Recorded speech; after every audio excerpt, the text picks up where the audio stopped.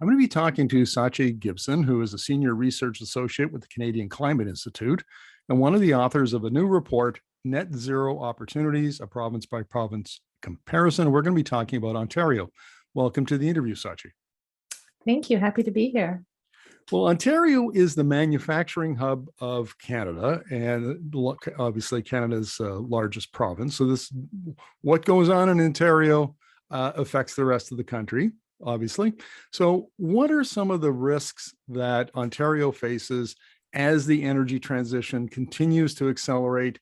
And we see, sort of the economic base of the country is shifting away from fossil fuels to clean electricity and low carbon fuels.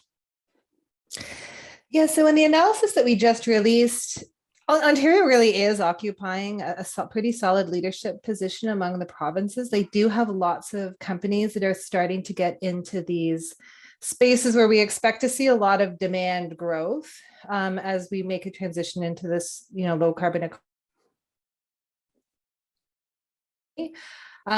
And those companies are really helping to pivot some of what has traditionally been Ontario's strengths. And finding new opportunities in some of these low carbon spaces. And so when we look at some of the vulnerabilities for Ontario, where they have workforces or parts of the economy that might see decline as the global economy shifts to net zero, we're looking at things like, conventional vehicle manufacturing, for example, which is expected to see a significant demand decline as things like electric vehicles and et cetera take off.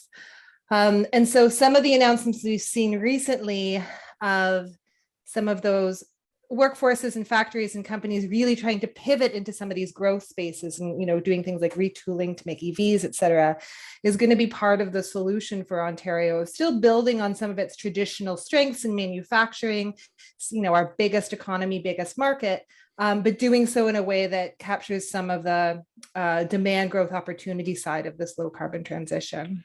Now, one of the risks, the vulnerabilities that is mentioned in the report is the increasing reliance in Ontario of unabated natural gas electricity generation. And it does run counter to the federal objectives, federal targets. And we saw a couple of weeks ago, LG Chem decided to not put a $2.5 billion battery plant in Windsor because it couldn't provide a reliable source and enough clean electricity. So if manufacturing plants are requiring more clean electricity and Ontario is going in the opposite direction by using more natural gas, that seems like that might be the biggest risk that companies face. Yeah, it's an interesting observation. So some of our colleagues more recently just completed and released a report called The Big Switch that digs into this in a lot more detail of what the electricity grid in Canada is going to have to look like in order to be consistent with this net zero transition. And, they find in a general way that it's going to have to be much bigger, much cleaner, and much smarter in order to meet the needs of electrification as we're moving towards net zero. And we see this with some of the larger companies who are looking to make investments, who may have their own corporate net zero investments, and access to a robust low carbon grid is a massive advantage for jurisdictions that are able to offer that. And Ontario has made amazing progress getting off of coal, cutting their emissions drastically as they've made that transition.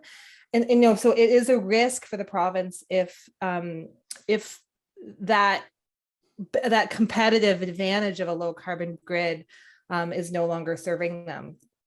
Right. It seems like Ontario is going against the tide here, swimming against the tide.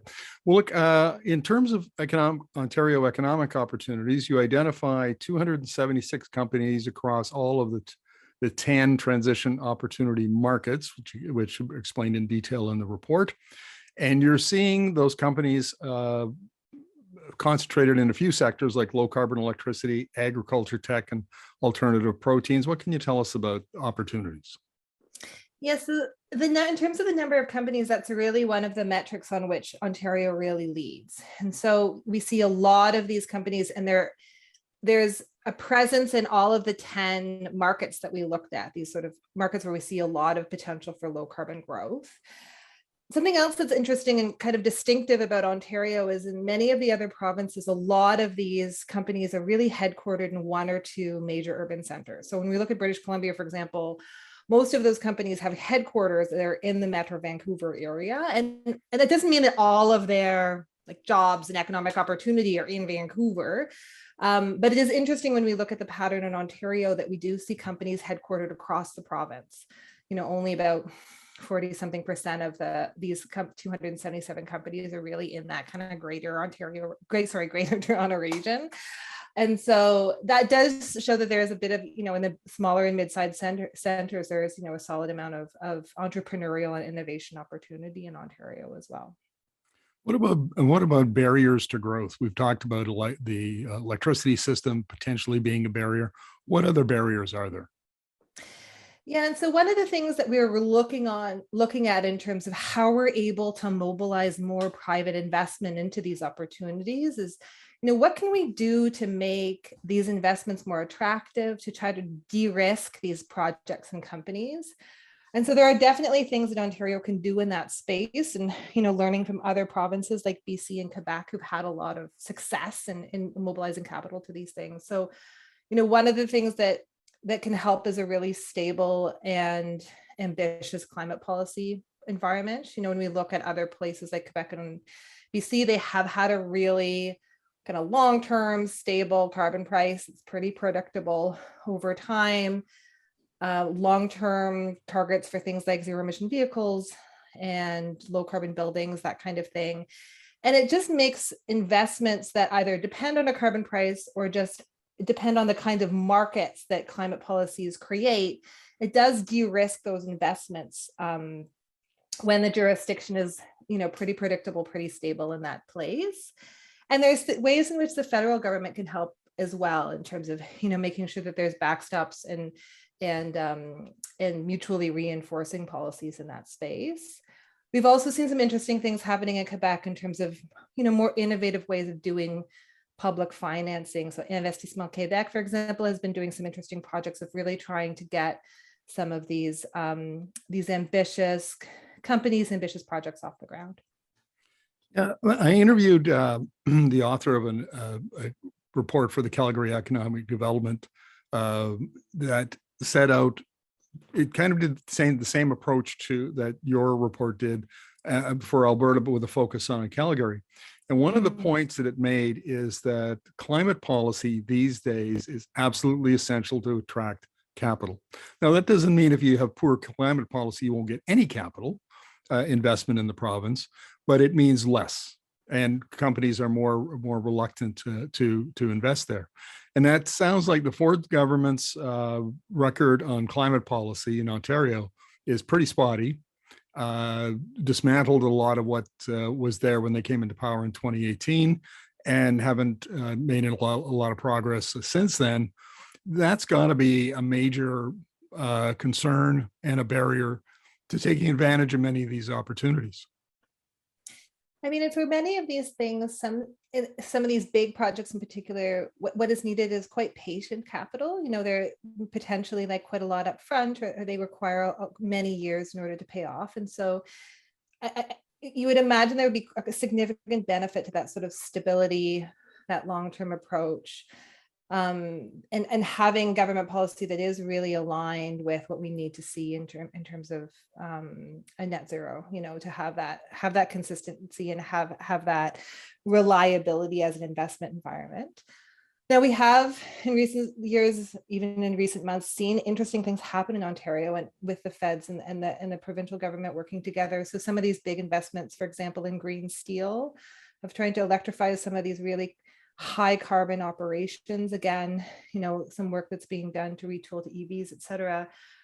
There are spaces where there is still, some significant progress in terms of trying to de-risk parts of Ontario's economy that is really exposed. So, I think Ontario does have a lot of natural advantages in this space, and it's definitely not too late for the province to catch up.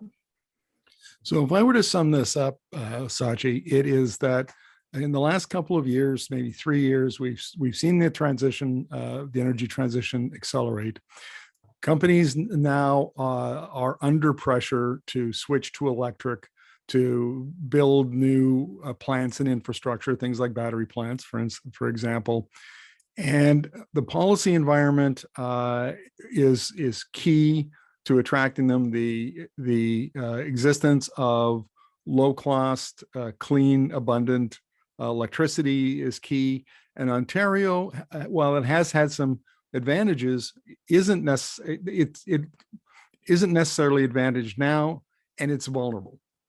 It's not necessarily falling behind, but it's vulnerable if action isn't taken in the near to medium term. Would that be a fair summary?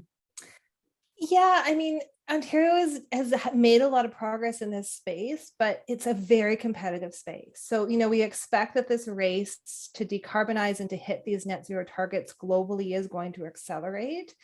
And so some of these opportunities that Ontario does have, and these new companies, that some of them are reaching really significant financial velocity, raising lots of money, et cetera.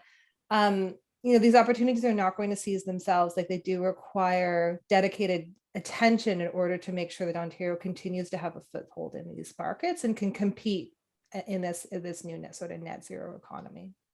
Well, Sachi, thank you very much for this. Really appreciate your insights. Thanks.